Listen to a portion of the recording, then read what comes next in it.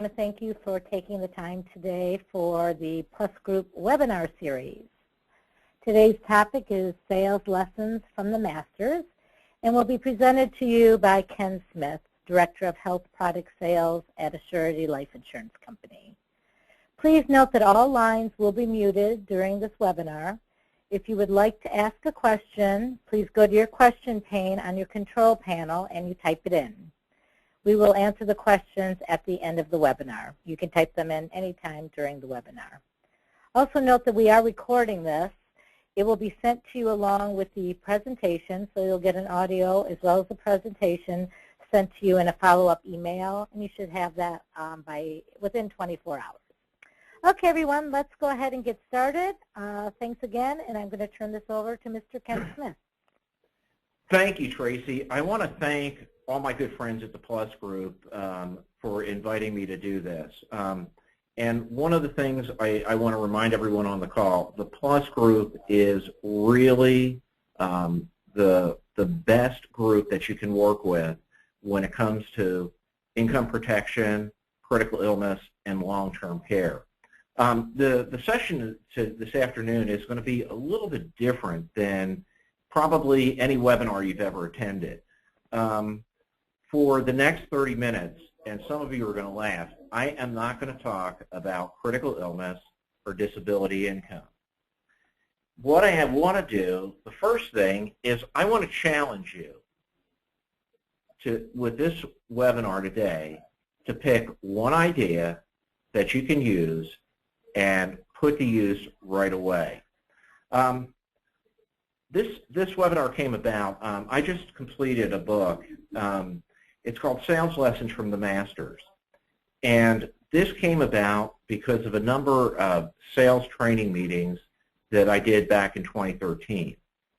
And what I did was work in sales principles from Frank Betcher, W. Clement Stone, Ben Feldman, and Joe Gandolfo. Those are four salespeople who had a great impact on myself and my career. And what happened when I started incorporating this into my sales presentations was the long-time agents, notice I'm not saying old, the long-time agents who've been in the business and who are about my age said, hey, those are great ideas. I can't figure out why we stopped using them. And the younger agents who this is really focused on thought, you know, they were hearing these ideas for the first time, and then they said, that is great. And I had a couple people that said, you know, Ken, you really need to sit down and put this all into a book so it's all in one place. And the basis for the book is really pretty simple. Success and sales principles are like the laws of nature. If it's a principle, it works 100% of the time. It's kind of like the law of gravity. You know, if you jump off the roof of a building, you're going to come crashing to the earth. So sales and success principles work the same way. If it's a principle, it happens 100% of the time. And what I've done with the four that I focused on is really break it out into two sections. First section is go through each of the master salespeople, and what are the unique principles? I asked, what are the unique principles that we can learn from each one of them? And then the second section of the book is I started asking myself, what are the common denominators among all four that made them so successful? So it's broken out into two parts, and one of the things I want to remind you is when you stop and think about it, the principles are really simple. The key and where the effort comes in is really mastering those principles. And as I wrote this out, Vince Lombardi came to mind, you know, because one of the things, he had the great success as coach of the Green Bay Packers. And the reason he was so successful is because he focused on fundamentals or basic principles. And, you know, there's always a story out there about him that, when he started with the Packers, first meeting, he said, we're starting with the basics. And he held up a football and said, this is a football. So this is all basic. It's all basic fundamentals. This is Frank Betcher. Frank Betcher wrote the book, How I Raised Myself from Failure to Success in Selling.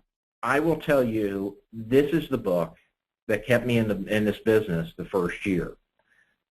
When he was writing about all the trials and tribulations of starting out in this industry, I read the book and I said, hey, somebody really went through the exact same things I did, and he was able to deal with it, and he shared with how he was able to deal with it.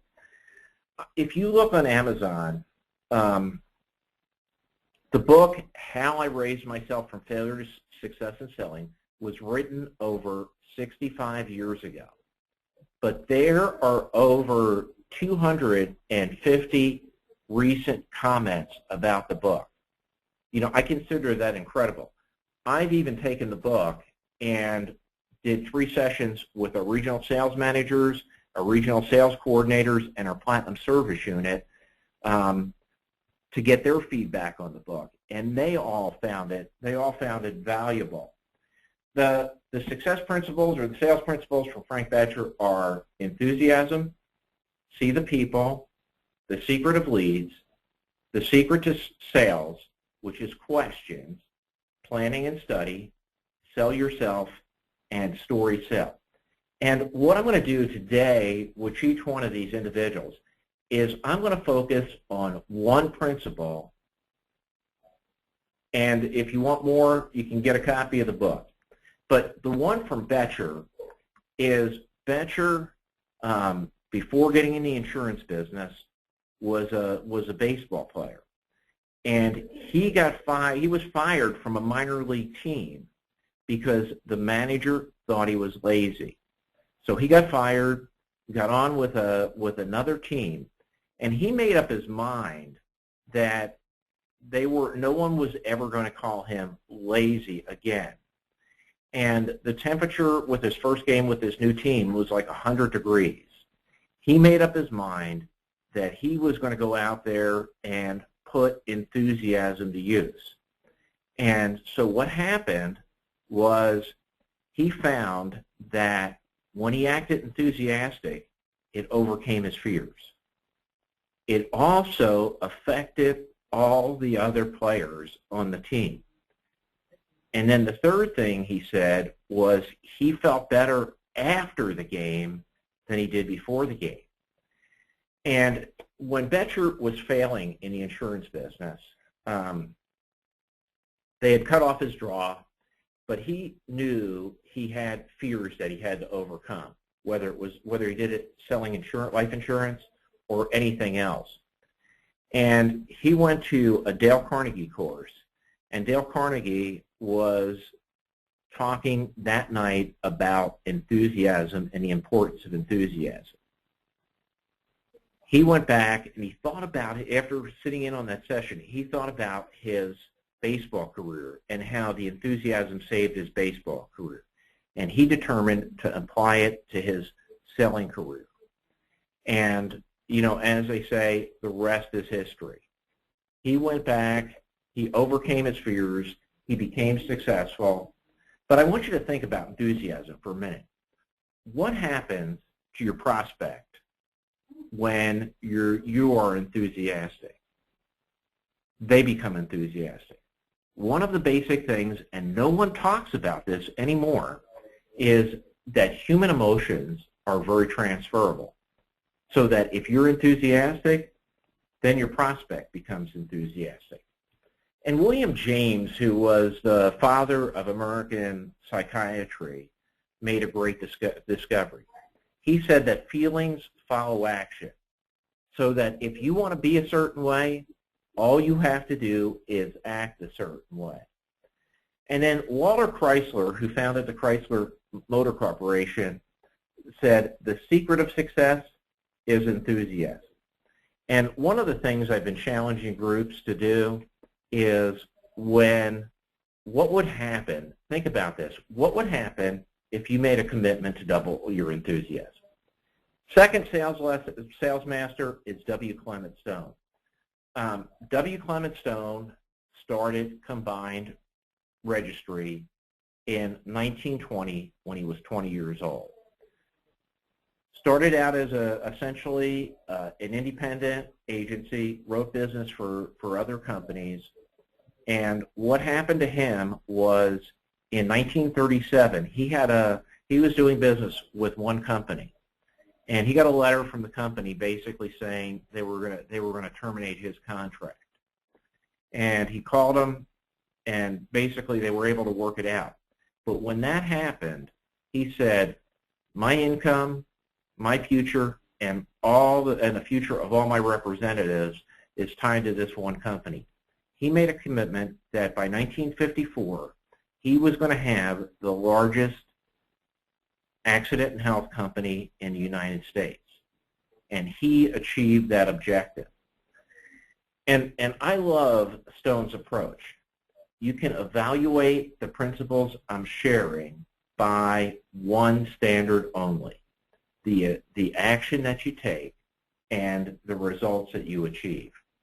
And there's the sales principles from Stone: attitude, planning and study, a solid presentation, a success system, emotions are subject to action, goals are important, and then self-motivation.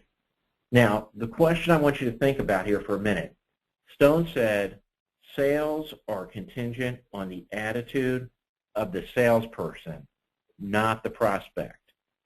I don't know how you feel about that, but I struggled with that statement for a while.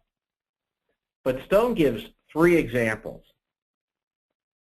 First one is back in the middle of the Depression, his company started selling a new accident plan with commercial casualty. His representatives complained that it couldn't be sold. So what did Stone do?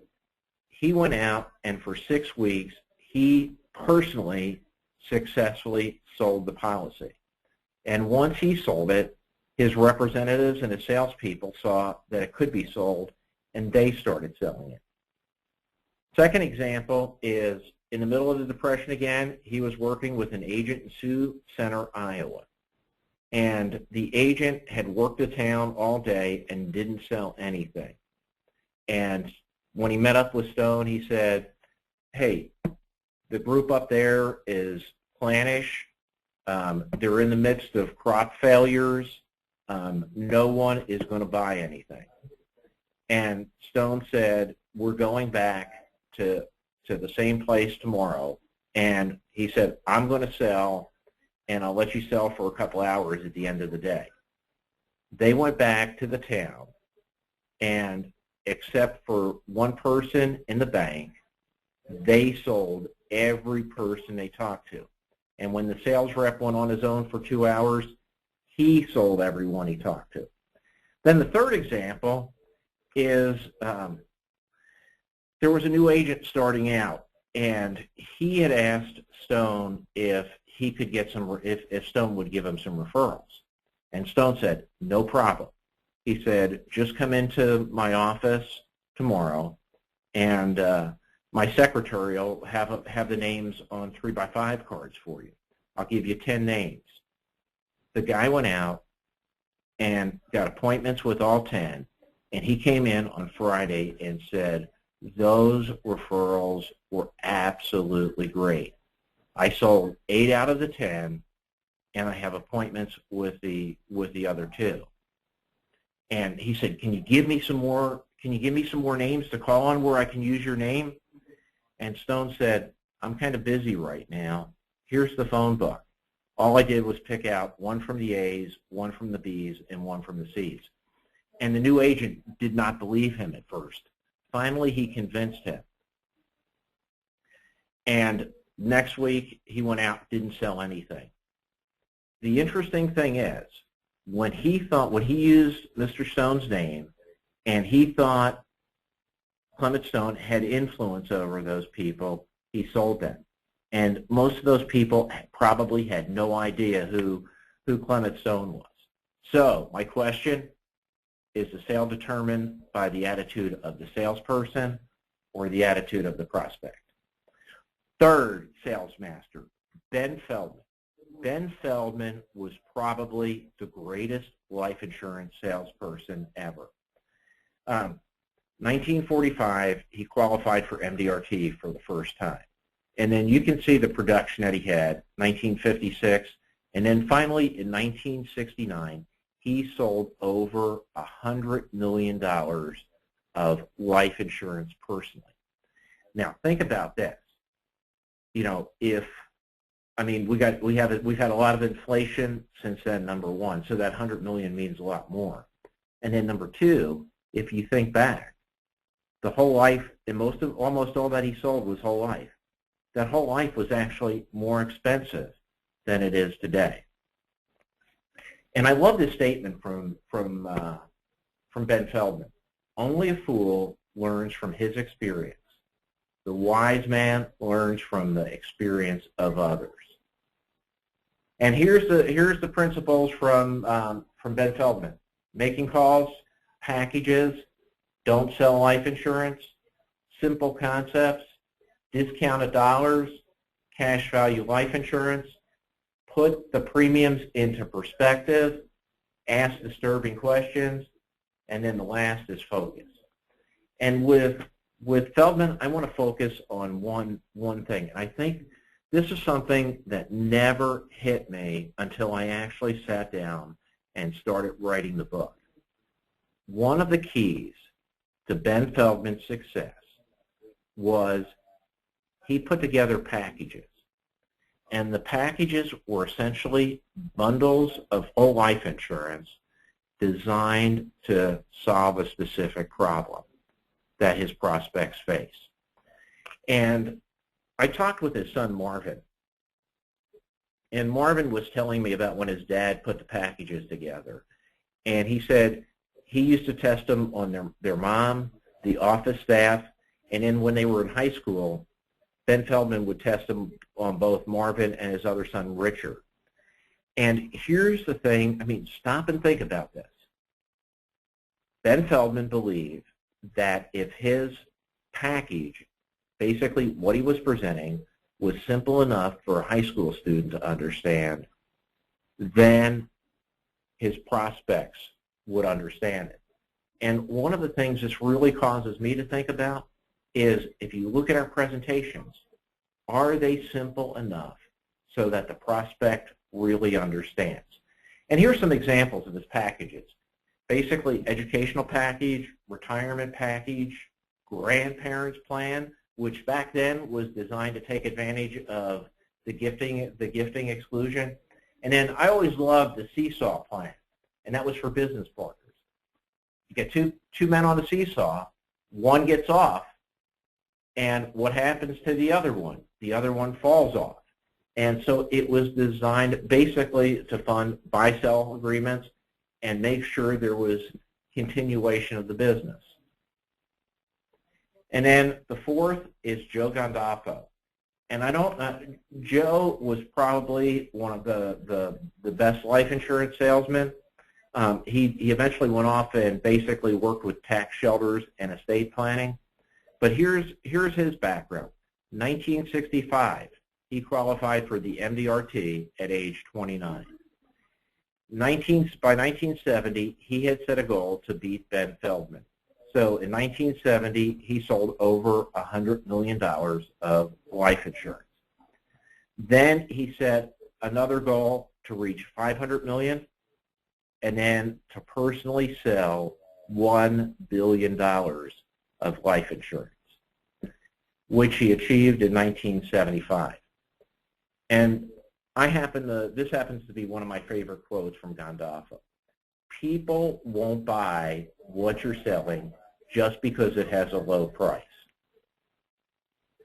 And you can see the sales principles from Gandolfo: attitude, sell yourself, goals, planning and imaging, study, your sales approach, presentation, and then referred leads. One of the best things I learned from Joe Gandolfo was how to get an appointment.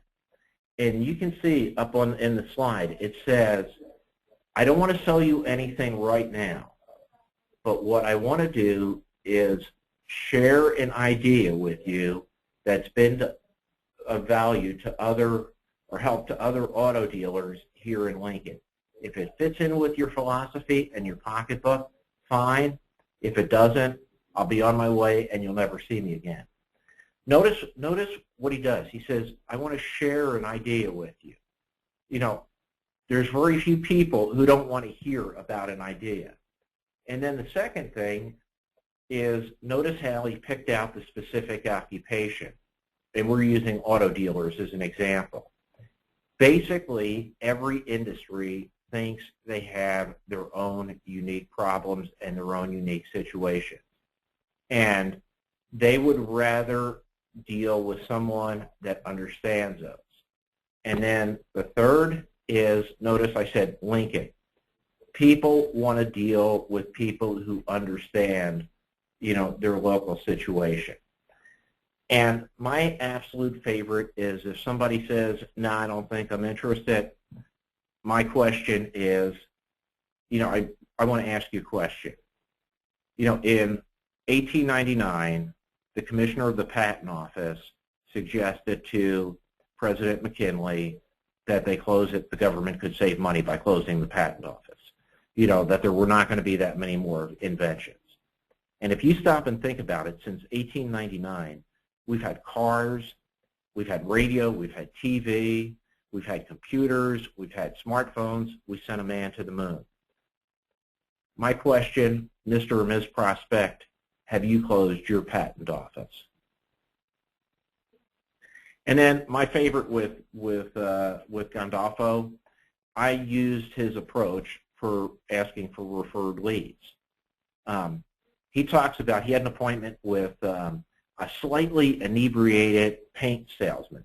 And he said he walked into the guy's place and he said he had all kinds of awards all over the place for selling for paint sales.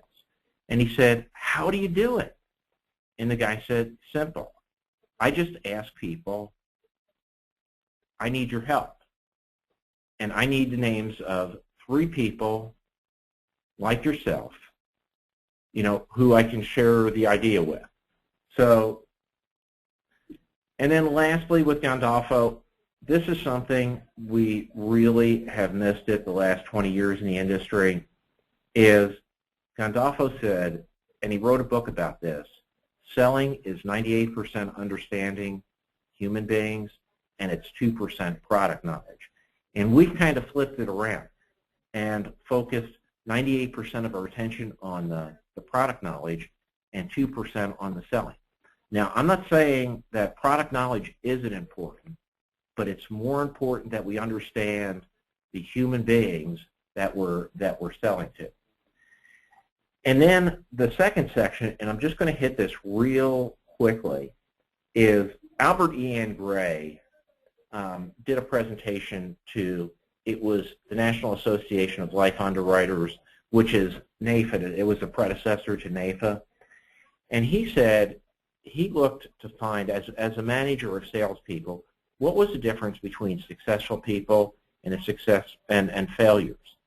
And what he found is the successful people didn't like to do the same things the failures did, but they did it.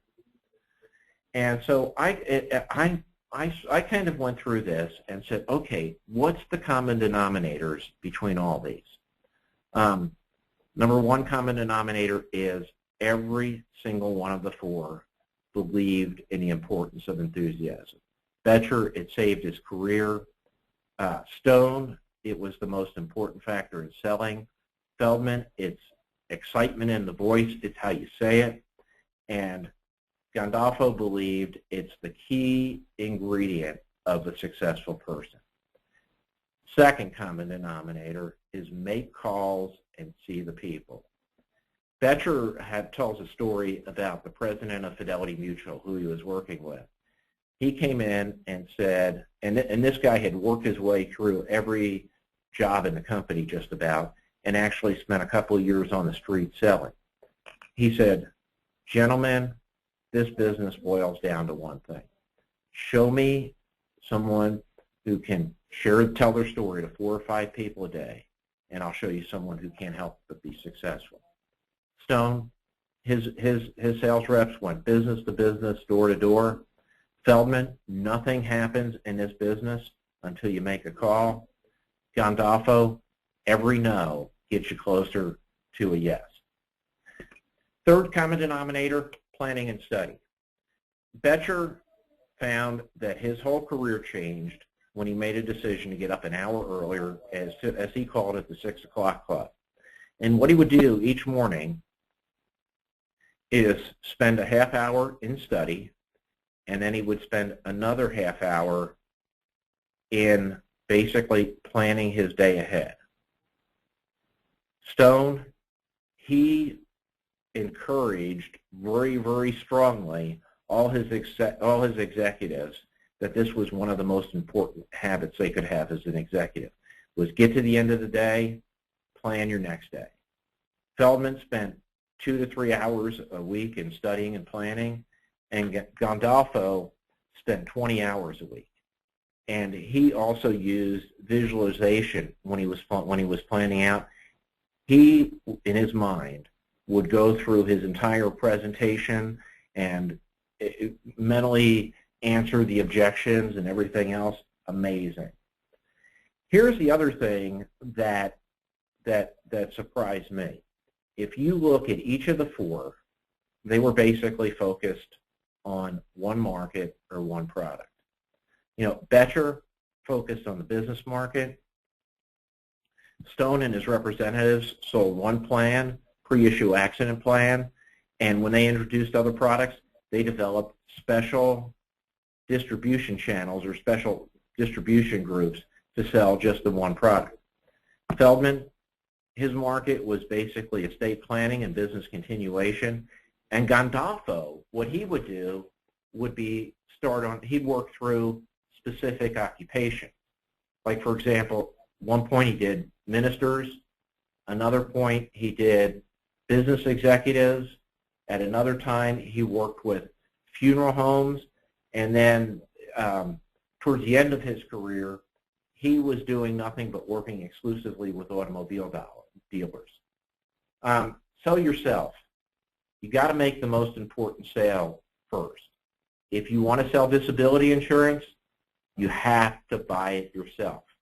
I believe so strongly that it should be illegal to sell a product that you don't believe in it enough to buy yourself.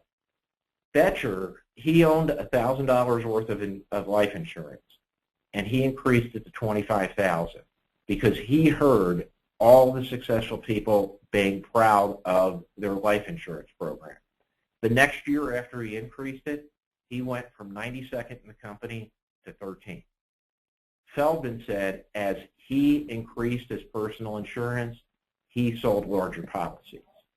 Gandolfo, if it's good for the prospect, it's good for the producer. The next common denominator is questions. And you'll laugh at this, but I did a meeting in Chicago about 6 months ago, and someone asked how I learned how to sell. And jokingly, I said, I learned from Socrates. And I said, I'm not that old, but what I learned from Socrates is that if someone disagrees with you, the best way to bring them to your way of thinking is asking questions that lead them in that direction. Betcher and Stone used that. And Feldman, one of his keys to success, he was the master of the disturbing question. And basically, he'd ask a disturbing question that really demonstrates that they had a problem, and then bringing the life insurance was the solution to that problem. And then the last common denominator, stop selling insurance, start selling what it does. Feldman's whole package thing were bundles of life insurance to solve a specific problem. Betcher and Gandolfo, they used questions very effectively to identify the problem. And when that problem was identified, life insurance was the solution. And that closes with a quote from Charlie Tremendous Jones. You're the same today as you'll be in 5 years, except for two things: the people you meet and the book you read. And I will qualify that with, instead of just the books you read, it's the MP3s that you listen to and whatever you are doing to create a process for constant improvement. So, Tracy, I want to thank you for inviting me again, and then if we have any questions, I'll be glad to answer them. Okay, Ken. Again, if you have any questions, I think you covered everything really well. You need to type them in on the question pane on the right side.